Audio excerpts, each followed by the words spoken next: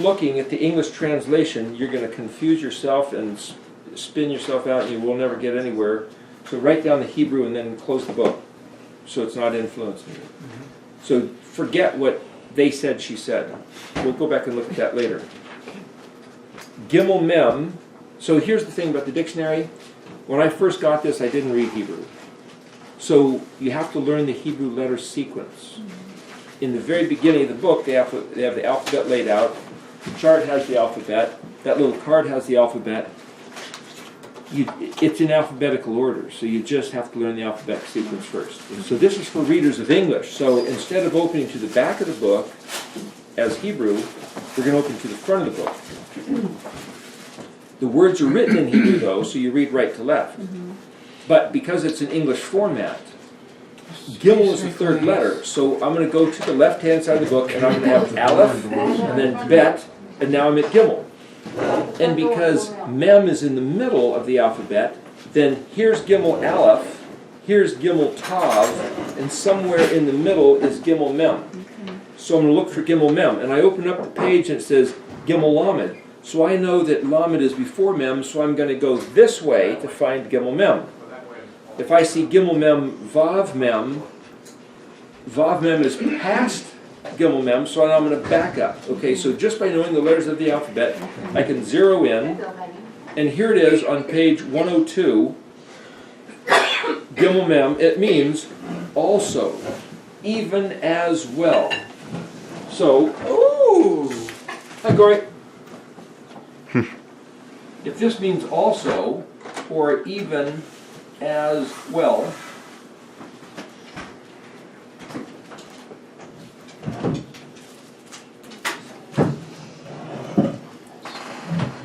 it also means gamma or gimel. Okay, that's all it says for Gimel Mem. So this doesn't tell me the whole thing. So now I'm going to look at other ways that I can use this dictionary, and this is where the whole purpose of it, the essence of it, comes in. We can do this with every word, but that's going to take a lot of time. So I'll try to go kind of quickly at this, but I'll zero in on this word just to show you as an example.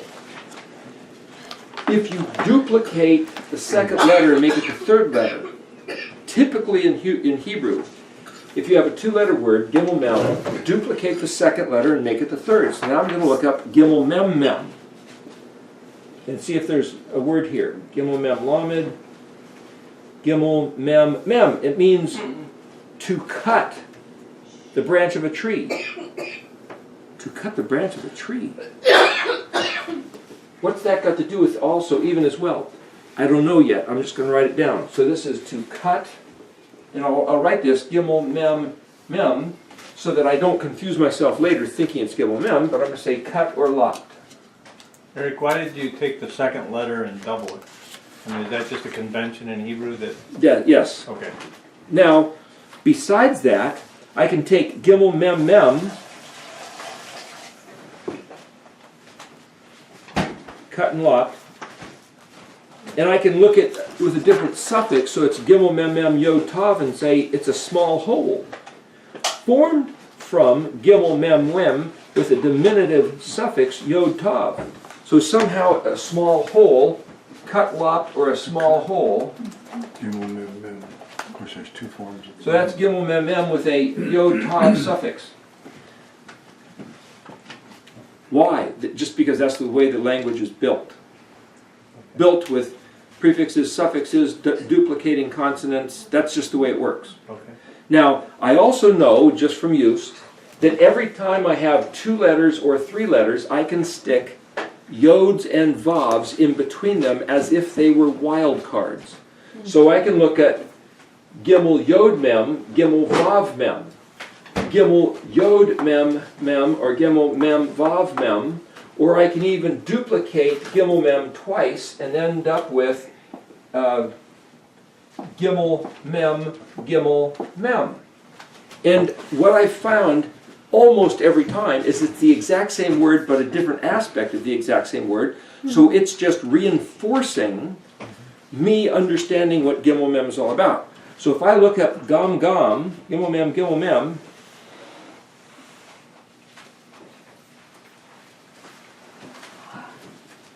It means to stammer or stutter.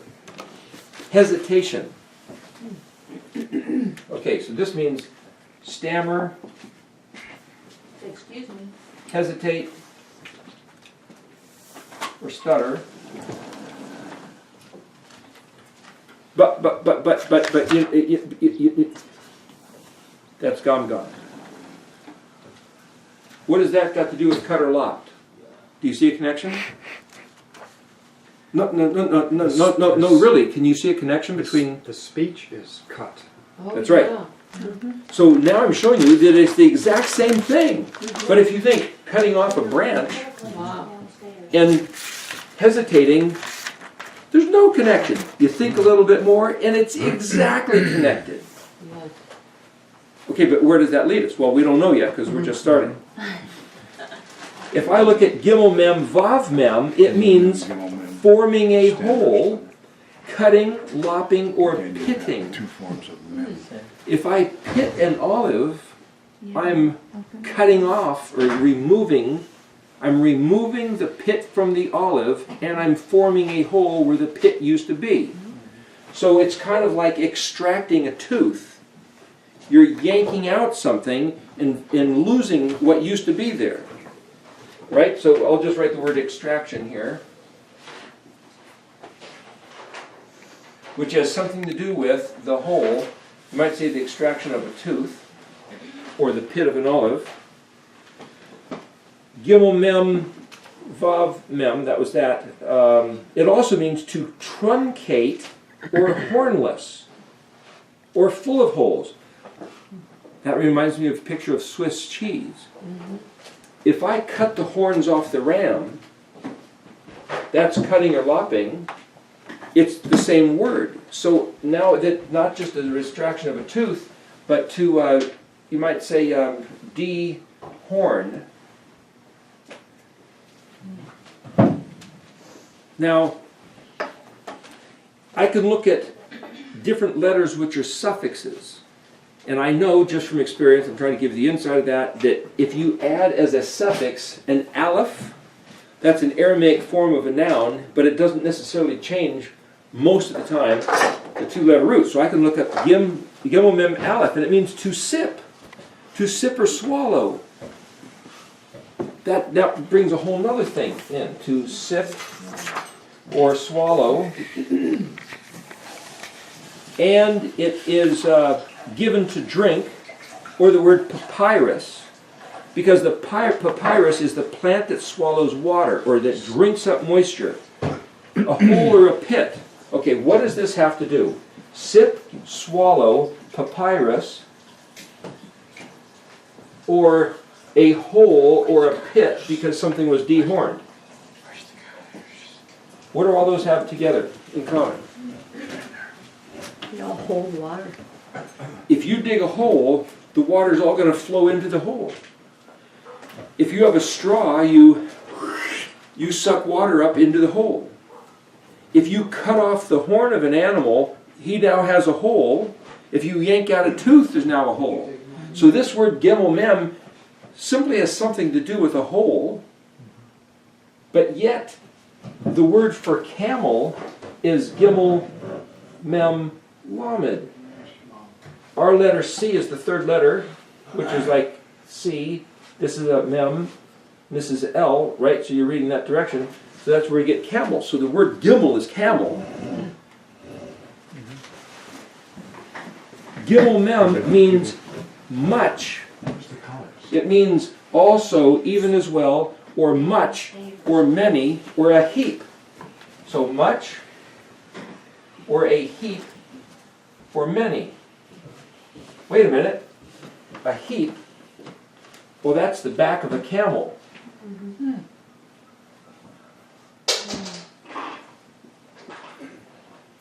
That hump is the back of the camel, which means many as well. Now, what does a camel do?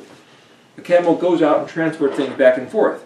So if you say, give me a pile of firewood right there, I'm going to come here and I grab one and I set one there. That's not a pile, that's one. So I make 50 trips carrying it, and pretty soon there's a pile of 50 pieces of firewood. So the only way to get that is for me to gimel back and forth a whole bunch of times. So if I'm gimmeling back and forth, I'm going to end up with a pile. A camel is the ship of the desert. It goes back and forth. A boomerang, shaped like a hump, is that which you send out and it comes back. The camel is the ship of the desert which goes out and comes back. These are all related themes to Gimel Mem. Sip or swallow, if you keep drinking so much, your stomach's going to swell up because you keep sucking up more stuff, because you keep drinking. The hole is going to get filled up. So something filling up is Gimel Mem. Gimel Mem Aleph Yod is liquid food, that which you ingest to fill up. Gimel Mem Yod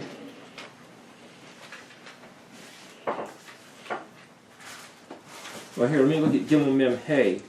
That's another typical suffix which I don't even think is here. Gimel Mem Hey doesn't exist in this word. I'm looking at Gimel Mem Dalet and then Gimel Mem Vav, so there's no Gimel Mem Hey. But many verbs will have the Gimel have the Hey as the third letter. Gimel Mem Yod is a reed, sipping, drinking, but it says see Gimel Vav Mem Yod. If I'm looking at Gimel Mem Yod and it says see the word spelled Gimel Vav Mem Yod, that's proof that I can add a Yod or a Vav and it's the exact same word. So now I'm going to look at Gimel Vav Mem. This is the using of the dictionary I'm mentioning.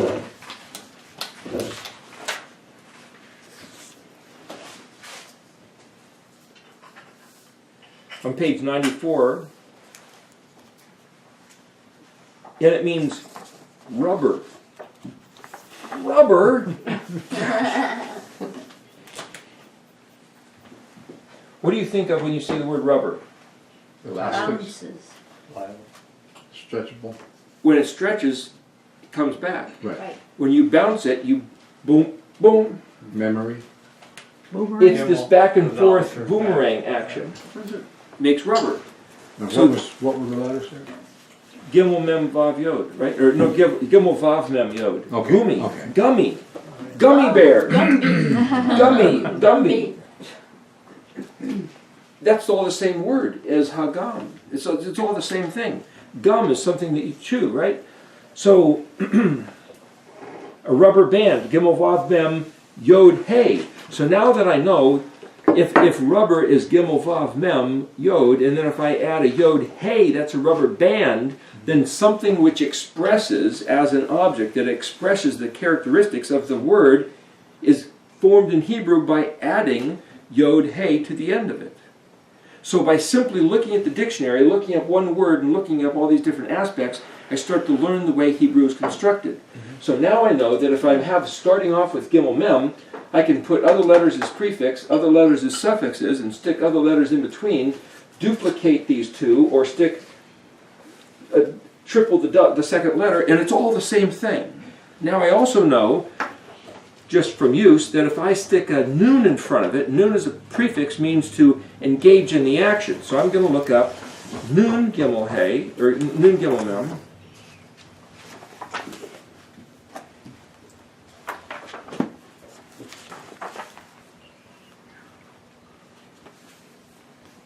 Nun Gimel Mem Shin is an armored troop carrier, but it's abbreviated form, but there isn't any Nun Gimel Mem. Okay, so forget that one. But I could look up Nun Gimel Yod Mem.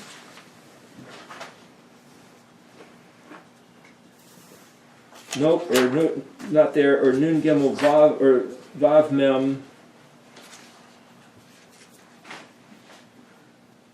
No, every once in a while you'll find a word that just happens to be sitting there with one of these variant spellings, which will just completely break everything open in terms of your understanding. So now I can look, I'm going to look up another typical suffix, prefix, which is tav. So I'm going to look up tav Gimel Mem. Okay, could you just, which letters could be used as suffix and write Sure. it down? See, as I'm looking through, my eyeballs are just running all over. So, Tav Gimel Mem Vav Lamed. Well, Gimel Mem Vav Lamed is Gamul. Gimel Mem Lamed is camel. So if I put Tav Gimel Mem, I don't see that, but I see this. And what does it mean? recompense, reward. What is a recompense or a reward? Something you get back. It's a boomerang action. Yeah, So this you is read proof what- that if I stick the letter Tav in front of it, and even though I'm sticking the letter Lamed, it means also. You do this, you will also get that. Even. Even as much. You're going to do this and also that. You will get this and heaped up. Not only will you get this for, it's worth $50, you'll get it for $20, but we'll also double it and triple it. You know what I mean? All these things you see on TV, right? That's all Gimel Mem concepts. Wow. So this means recompense, reward, benefit, but also, let's see,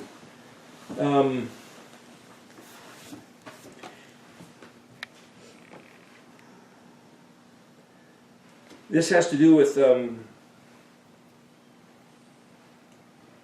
well, this is an etymological dictionary, so it gives you a whole bunch of other things here. So it gives you related to different aspects of forming verbs, and it goes on to the spelling of different words. So that really has nothing to do with this. I don't even understand a lot of this stuff because I haven't tried to learn it. But this, just so you know, it says pi of ayin mem resh. Well, that's pi is the a verb tense. Hith or hip is a verb tense. And it'll tell you in the beginning of this book a bunch of abbreviations, which I haven't learned. I just haven't had time to even deal with all that stuff. Post-biblical Hebrew, PBH, medieval Hebrew, MH, New Hebrew, NH, foreign word, FW.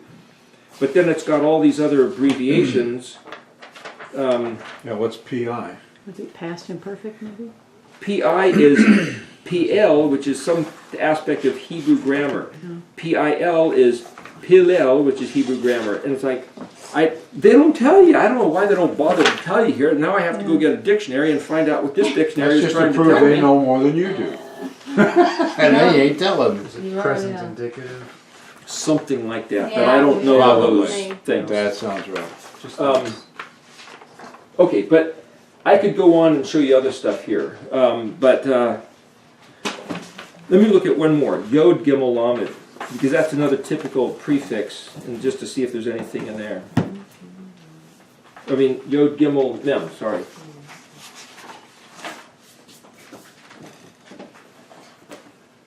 No, there's no Yod Gimel Mem. Okay, sometimes you'll see a whole bunch of stuff, sometimes you won't see anything. But what is this telling me? This isn't just also, this is actually a repercussion, reverb, bouncing back. There's going to be a reciprocal action happening here. Of what? Hey Lamed Mem. Okay, let's look up Hey Lamed Mem. I did find PI. It's PI and then EL. L. What is it? Hebrew grammar. XIX. Yeah, but what's it mean? Yeah, I'm just saying, it's just Hebrew grammar. See, okay, that's- yeah. Okay, so Hey Lamed Mem, the word Hey Lamed Vav Mem means stricken or struck. That's sticking a Vav in between. Hey Lamed Mem, all by itself, means to strike or beat. Okay, now that proves that if I stick a Vav in there, it didn't change it, right? Hey Lamed Mem means strike or beat.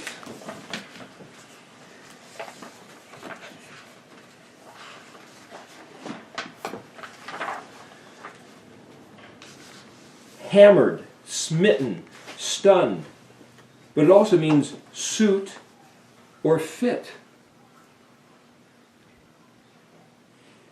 If you do something wrong, it's fitting that you get beaten. Or if you beat something to fit something else. Or you take a hammer to knock the thing in where it belongs because you're trying to put a round peg in a square hole and it just won't go. You're pounding gold to fit something. Okay. For a bad suit. What's that? Or you get beaten for a bad suit. Oh boy. Only a wife would do that, right? Get out of that suit. Well, we are talking about Hagar, right? Okay. Yeah. This also means shock, but it also means it became or it was fit or suited. It means it's appropriate. So in other words, you either get beat for having the wrong suit, or it's very fitting that you're wearing that suit. It suits you well. Right?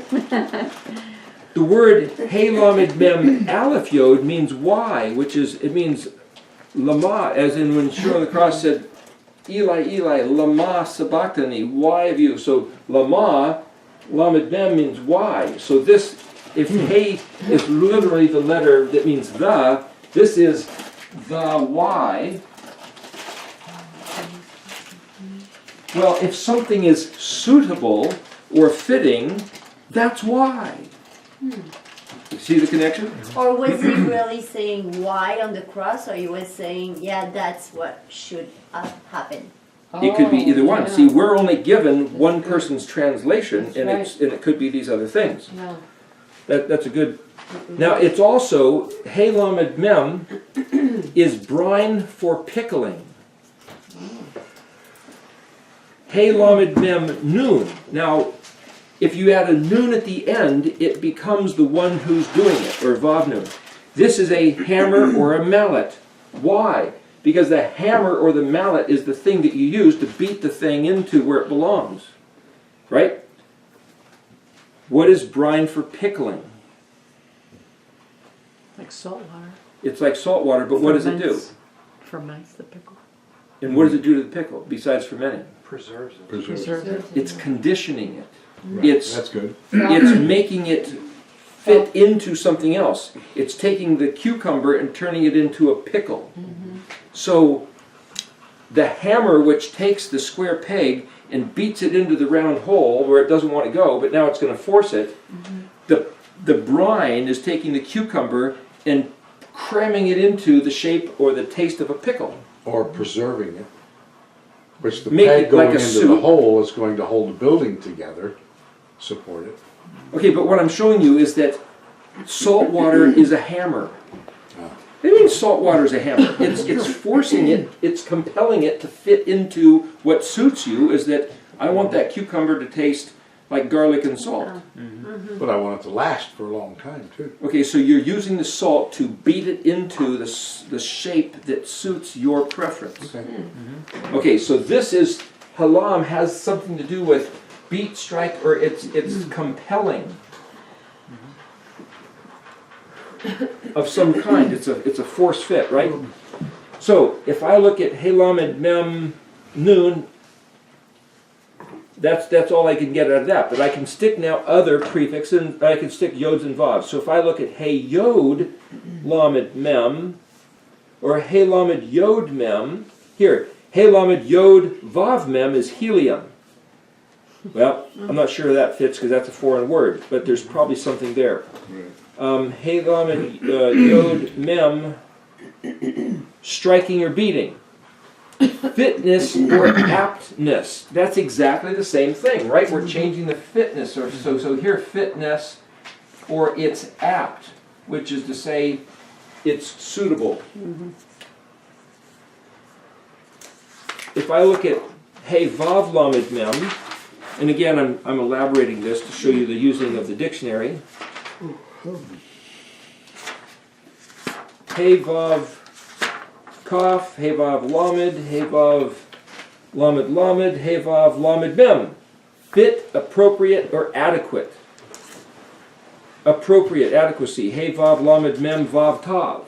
So again, by adding other letters and adding different prefixes and suffixes, I realize they're elaborating, but it never gets away from Hey Lamed Mem. Okay. Now, if Hey means the, or sometimes can be used as a prefix, I can drop it off and just look at Lamed Mem.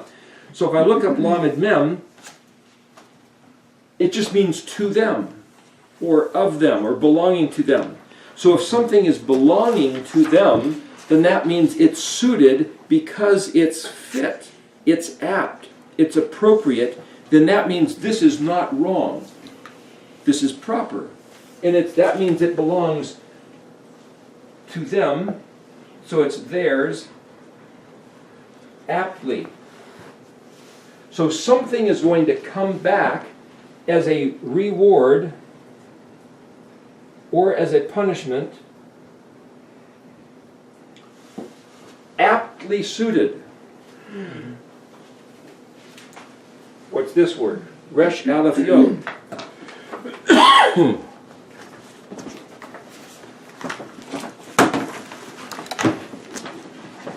If I look at Resh Aleph Yod, Yod is a suffix of Resh Aleph Hey. So if I look at Resh Aleph Hey, it means to see. But it's more than that. It's looked at, beheld, conceived, understood, observed, considered, regarded, to choose, to approve of, or to prefer. It's caused to see, allowed to see. Somebody showed you something on purpose. It's like, hey, let me show you something really neat. I found this. Let me show you. So it's not the fact that you just happen to see. It's that I'm causing you to see. If you look at Tav Yod as a suffix, Resh Aleph Yod, I don't think you're going to find it here, but let's see. Resh Aleph Yod Tav Yod. Resh Aleph Yod Kuf. There is no Resh Aleph Yod Tav Yod. So so that what I'm saying is that now that tells me that Tav Yod is a suffix. So let me look at Resh Aleph Yod. Resh Aleph Yod means mirror. Well, that's the same as this word here, But which is that's the a- same word as Roy, which is Elroy. Mirror is a Hafax legmonon. That means it was only used once. Yeah, but here it's used. Is this the one that he's talking about? Oh, I'm sorry, there's more than one. Job, The other well, one's post-biblical Hebrew, which is appearance. sometimes the hapax legomenon is because they're not translating it as mirror elsewhere. So in other words, in Oh, the okay. translation, do you got to run? Yeah. Oh, we're not even done yet. No. We'll have to watch the video. Right there. Thanks for coming, Tim. Yeah. See you later. See you again. See you then. So Barbara.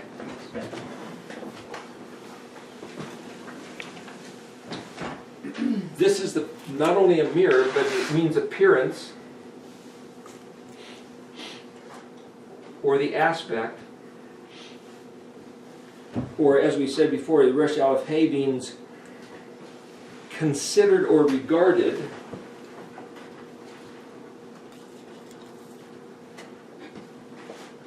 And if the yod is at the end, it means like typically me or my, right? So if this is me or my, then you could say my, or regarded my appearance, or regarded my aspect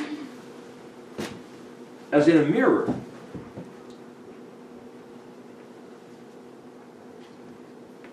The word achri, we can look it up, but I'll just cut to the chase and tell you. It means after, next, future, later, different, strange, or other. When Yahweh says don't have any Elohim achrim, this is the word achri, pluralized in the mem. So it literally means other, next, future, or strange, or later, coming later on. Yes. This here now is the word mirror again. Or sight, or appearance, or figure.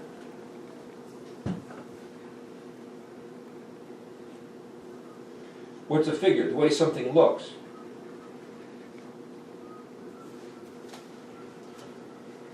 So what did Hagar say? As a reward or a punishment, something coming back suitably, my regard or appearance, strange, looks like a mirror.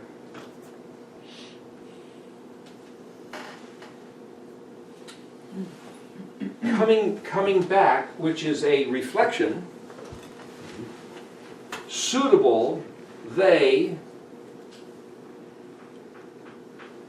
my appearance as in a mirror, later seeing, later my appearance. or if something is strange next or other, it means it's not me. Elohim Akrim is not Yahweh, so this is really not me. It's not my figure, but what they're seeing is I am regarded as the appearance they see in a mirror. What is Hagar just talking about? She says, Sarah was looking at me in disgust, as if I was some stinking, skanky whore who stole her husband. No, that's not what happened. But that's how Sarah saw her. Yeah. Why? She saw herself in the mirror of Hagar. Wow. Sarah's attitude when she saw Hagar was seeing herself. But Yahweh had just said something to Hagar about, hey, you are my beautiful servant. I'm asking you to carry the progeny of Abraham out into the desert and breed for him of his lineage a whole nother side of the family. It's not going to have a whole lot to do with this side of the family except in a certain context. Wow. Will you please do that job for me? Hagar, will you please go back and submit yourself to Sarah, get impregnated by Abraham, and then take that child and raise him up because I need to have 12 princes come out of his lineage. Was this Abraham and Sarah sinning because they didn't trust God, as we were told in the Christian church? Or is this Yahweh, our Elohim, constructing something by taking Abraham's genetics and now blessing his posterity through Hagar to send these guys out into the wilderness and develop this whole nation of guys that loved living in the wilderness, out in the tough elements as great warriors and hunters, like rattlesnakes, like scorpions who live in the desert. Meanwhile, in the garden land of Israel, he has the sons of Isaac who are more about the culinary arts of food and music Safety and poetry. protection and all that, yeah. So, the sons of Ishmael, Yahweh is equipping through not only Ishmael but also Esau to be, as it were, a barbed wire fence, a thorny hedge of protection around Israel, which is this entire buffer zone to keep all the other nations from being able to invade and loot Israel of all their stuff. Well, that's quite a blessing. And Hagar says, the way you see me is yourself looking at the mirror, suited aptly, because I'm just a mirror. Not only that, was her idea, Sarah's idea to give Hagar to Abraham. That's right. So Hagar she- became You're right. Sarah got ugly. Yes. And then, because Sarah got ugly, she looked at Hagar as ugly, but we can't say Sarah's ugly because, well, why, she's the great-grandma of Israel. She's the matriarch of the family. So here we have to call Hagar this blankety-blank little blankety-blank. No, it's Sarah that's the Sarah's blankety-blank yeah, she little was. blankety-blank. Yeah. But we're not